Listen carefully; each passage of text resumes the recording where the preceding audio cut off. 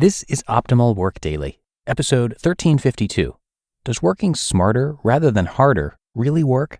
By Gariepy of womenwhomoney.com. And I'm Dan, your host and narrator here. Welcome back to Optimal Work Daily, and we're going to get right to our post on this Thursday as we optimize your life. Does working smarter rather than harder really work? By Gariepy of womenwhomoney.com. You've probably heard the cliche that you should work smarter, not harder. But what does that even mean? And is it sound advice?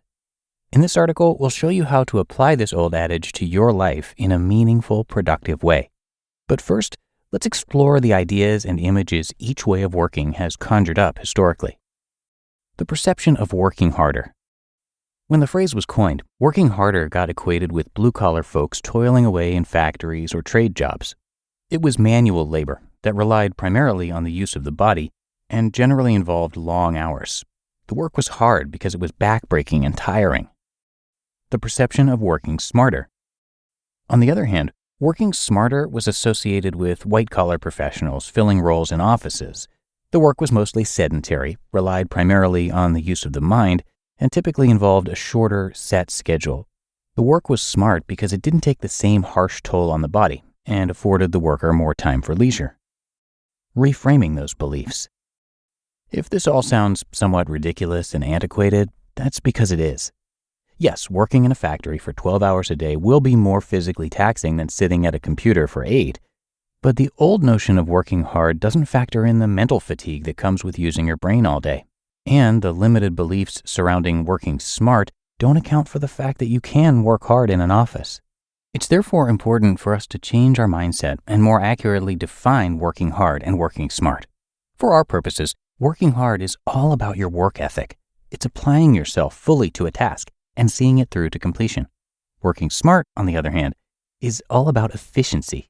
It's finding the best way to approach a task and getting it done well and on time.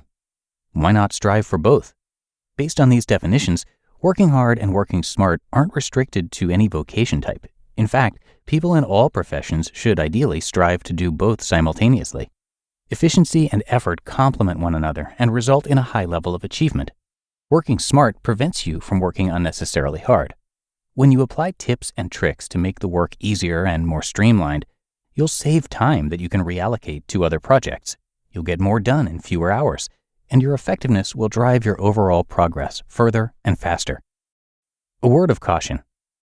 But while a strong work ethic is commendable and efficiency should be celebrated, there's an upper limit to what you can reasonably achieve in a given period.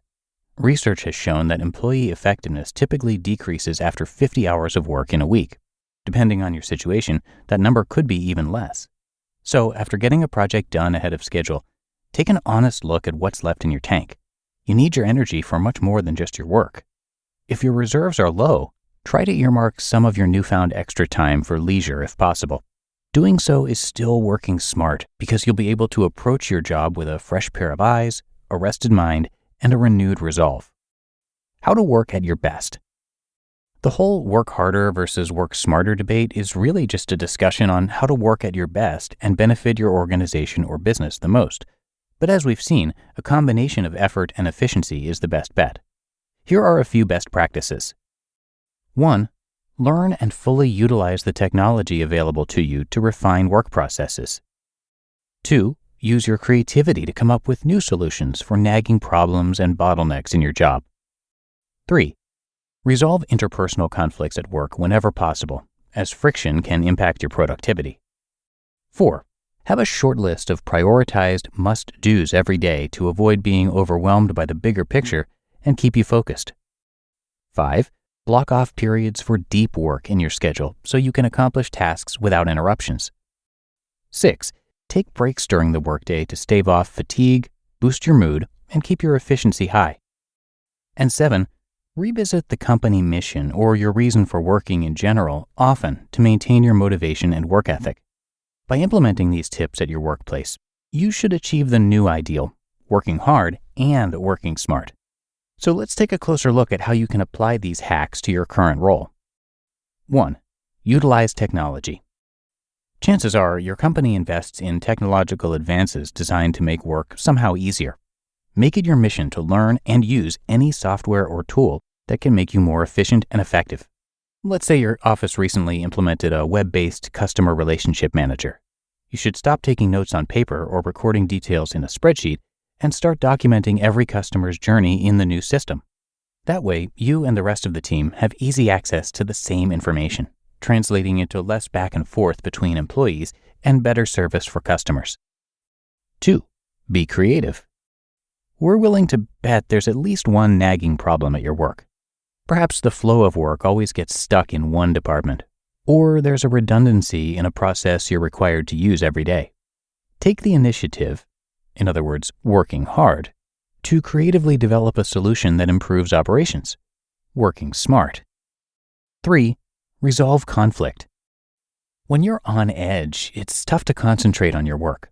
Plus, arguing with another employee is a morale killer and a waste of time. So to make you, the other person, and everyone within earshot more efficient and effective, you need to resolve your interpersonal conflicts. You may be able to do this with a frank but diplomatic discussion with the other person involved, or you may need to bring in a trained mediator. 4. Prioritize tasks. You've probably got a to-do list longer than War and Peace, so there's no way you can get to it all in one workday. Trying to wrap your mind around everything that needs to get done will overwhelm you, which puts a real damper on your productivity. To combat this feeling, create a short list of prioritized tasks you must complete each time you're in the office. That way, you'll accomplish the most essential things promptly. 5. Focus deeply. Every workplace is full of distractions.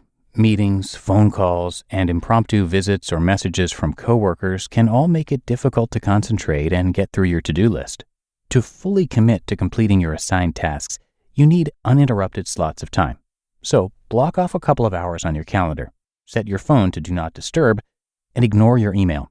That way you can focus intensely on each deliverable. 6.